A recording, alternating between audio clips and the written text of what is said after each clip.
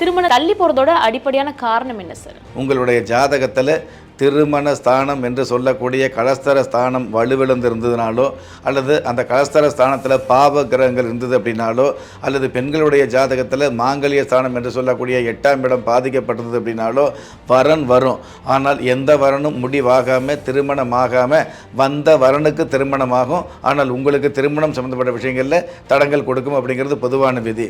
திருமணம் அப்படிங்கிற விஷயத்தில் தடங்கள் இல்லாமல் தாத்பரியமாக கௌரவமாக சந்தோஷமான வகையில் ஒரு ஆடம்பரமான திருமணம் அமையணும் அப்படின்னா அதற்கு உங்களுடைய ஜாதகத்தில் குடும்பஸ்தானம் என்று சொல்லக்கூடிய 2ஆம் இடம் சுத்தமாக இருந்துகிட்டு இருக்கணும், அல்லது 2ஆம் இடத்துல பாவ கிரகம் எல்லாம் இருந்துகிட்டு இருக்கணும், அல்லது 2ஆம் இடத்துல சுப கிரக ஆதிக்கம் அதிகமாக இருக்கணும்.